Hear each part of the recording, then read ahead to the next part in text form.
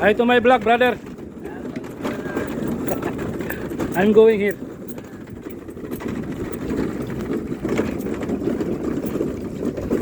Customer din natin yan. Kailangan natin. Pero dito tayo magdi-deliver sa Sama. Sama.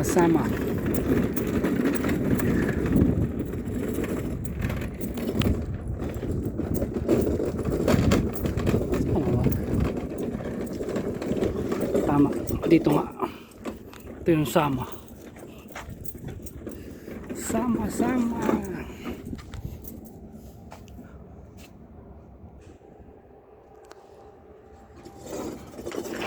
So, nandun dun yung ano natin. Sakyan natin. Malayo yung nilakad natin. Pero okay lang.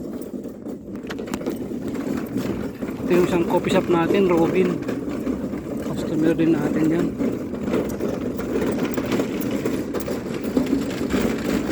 Pero dito sa baba meron din siyang ano, meron din yan para sa mga bangka.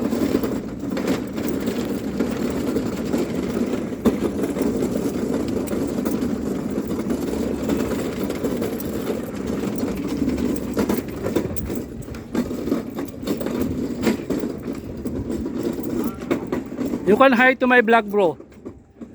Hello. From Kenya, ah? Okay, that's my friend from Kenya.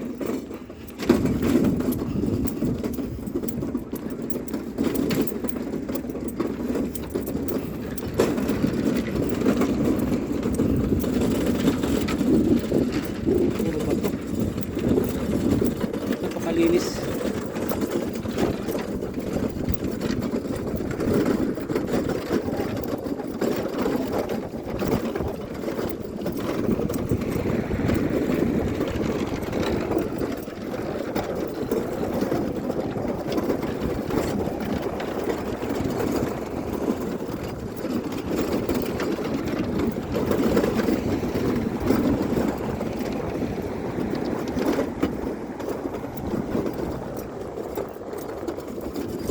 Up around. Look at port.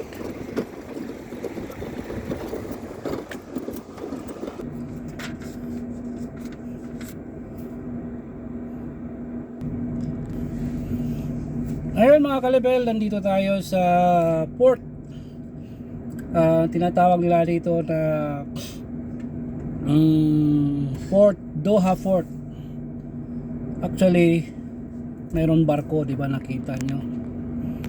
Ayan. Yan, napakalaking barko. Ayan, may port dyan. Port talaga to, tapos napapaikutan siya ng mga coffee shop. Yan, dyan. Yung mga coffee shop dyan. So, napakaganda po guys dito. Napakaganda dito guys na magmuni-muni. Diba? Gusto mong magmuni-muni dito, napakasarap dito sa place na to. Lalo na sa mga panahon ngayon, hindi na siya masyadong mainit, hindi pa siya gaanong malamig, tamang-tama lang yung weather. Yung oras natin ngayon ay 12:45 ng tanghali. Napakaganda ng panahon dito sa port ng Doha. So nag-deliver tayo dun sa customer natin na Sama Store Coffee Shop. Doon natin nag-deliver tayo. So minsan twice a month nag-deliver tayo rito. Minsan naman thrice a month, 3 beses ang araw. So nakakita natin tong lugar na to, napakalinis, napakaganda. Yung barko na nandyan sa harapan ko ay yung ano yan, Crystal Symphony. Ayan.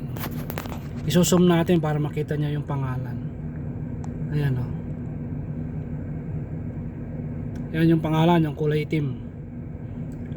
Yan. Sana. Yan sa gilid din, may pangalan din. Ayan. Crystal Symphony. So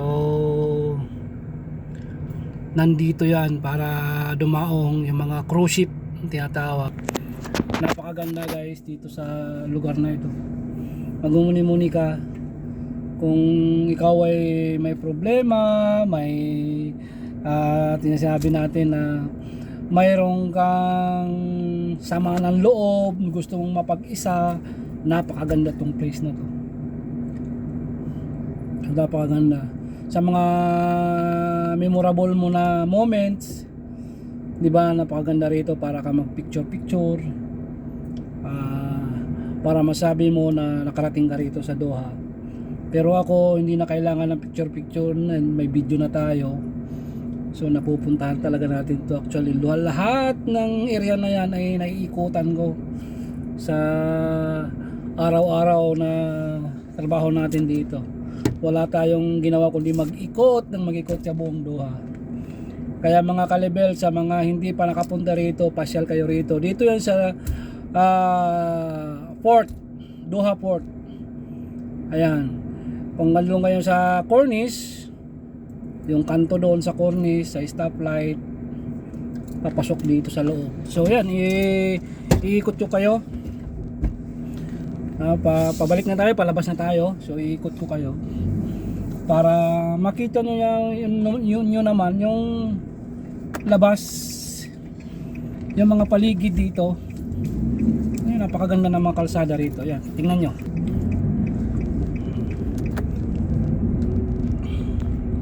Napakalinis, di ba? Yan yung kalsada rito. Hanggang doon sa dulo, dagat yan. Hanggang doon sa may barko, pwede kang magpa-picture doon. Ito naman sa sentro ng Doha, yun, makikita mo yung mga building doon. Yan, pwede ka rin dyan maglakad-lakad dyan sa gilid. Yan, may mga upuan.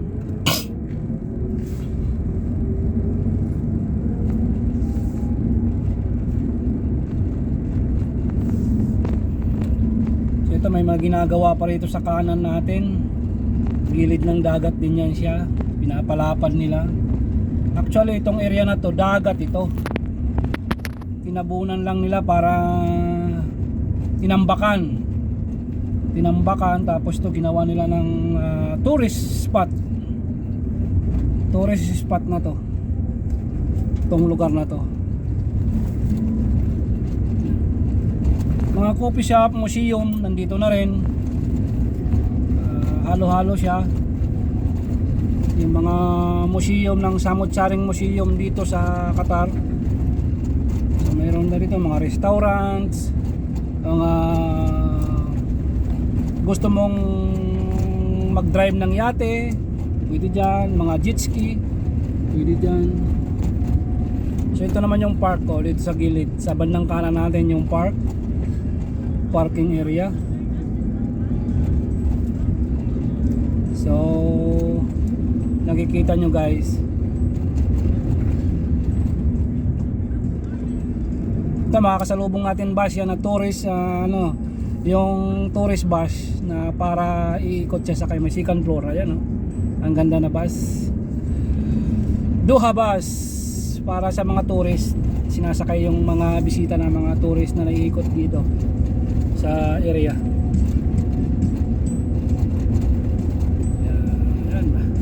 Napakalinis, napakaganda ng place. Ilang beses na rin tayo nakapag-vlog dito mga kalibel. So hanggang dito na lang mga kalibel. Maraming salamat sa inyo. At pupunta naman tayo sa kabilang natin, destination. Ingat po kayo palagi. God bless sa ating lahat.